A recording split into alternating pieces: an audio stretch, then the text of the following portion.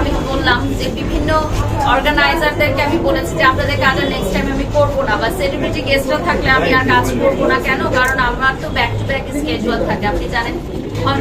ঘন্টায় আমার লাইভগুলো দেখলে আপনারা বুঝতে পারবেন যে একদিন আমি 8 থেকে 10টা কাজ করি। তো একটা শিডিউলে যখন আমার লেট হয়ে যায় 2 থেকে 3 ঘন্টা, পরের ঘন্টায় যে টাকা জমা করেছে উনি কিন্তু মানবেন না, উনি কিন্তু চাবেন যে ওনার টাইমেই আমি আসি। তো আমার একার পক্ষে সবার টাইমটা মেনটেন করা সম্ভব হয় না যখন সেলিব্রিটি গেস্টরা দেরি করে আসে। তারকাদের এই দেরি করে আসাটা নিয়ে আমি যে কত বড় ভুক্তভোগী এবং আমি যে কত অর্গানাইজারদের সাথে আমার মিসকমিউনিকেশন সৃষ্টি হয়েছে এই কারণে, এটা অর্গানাইজাররাও জানে না ওনারা কেন লেট করে আসেন, বা এটা আমরা বলতেও পারি না। তারকারা যখন আসে আপনারাও কিন্তু আসলে বলতে পারেন না যে কেন দেরি করে এসেছে, আমিও বলতে পারি না, আমি খুব ক্ষুদ্র একজন মানুষ, আমি নিজেও ভুক্তভোগী এটা। তো আমি আপনাদেরকে ফিল করতে পারি যে আপনাদের কেমন লাগছে। কাজ করছেন অর্গানাইজারদের সাথেও, কাজ করছেন সেলিব্রিটিদের সাথেও, এই যে দুইটা জিনিস একই রকম হয়ে যাচ্ছে ডে বাই ডে, সেই জায়গায় আপনার কিছু করার আছে কিনা, বা আপনি এই বিষয়গুলো নিয়ে দুই পক্ষে কোনো সময় কথা বলেছেন কিনা? আমি সবসময় কথা বলি, আমি টাইম মেনটেন নিয়ে অনেক বেশি কথা বলি, এবং আজকে আমি যে জায়গায় এসেছি আলহামদুলিল্লাহ আমার যে গুণগুলোর মধ্যে একটি প্রধান গুণ হচ্ছে আমি খুব টাইম মেনটেন করি। 5টা মানে আমার কাছে 5টা হতে পারে, অপু আপুর সাথে আপনার খুব ভালো সম্পর্ক আমরা জানি। তো অপু আপুর আসার কথা ছিল, উনি নেই, তো ওনার অনুপস্থিতির ব্যাপারে কিছু জানেন?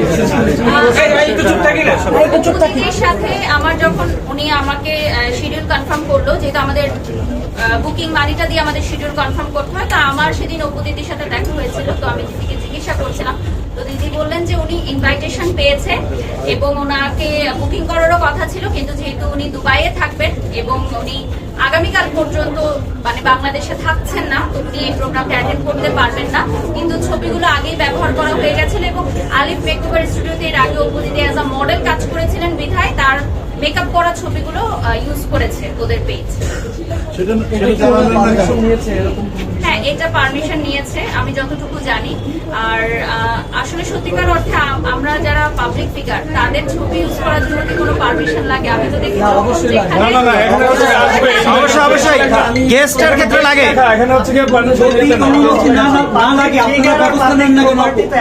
এটা হচ্ছে আলিফ মেকআপ স্টুডিওর যিনি কর্ণধার, উনি ভালো বলতে পারবেন উনি কাদের ছবি ব্যবহার করেছেন।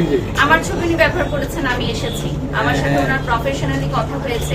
এখন অনেকের সাথেই হয়তো কথা হয়েছে বন্ধুত্বের খাতিরে বা রিলেশনশিপের খাতিরে, বলেছে আসবে, অনেকে টাইম মেনটেন করতে পারেনি, অনেকে দেশের বাইরে চলে গেছেন।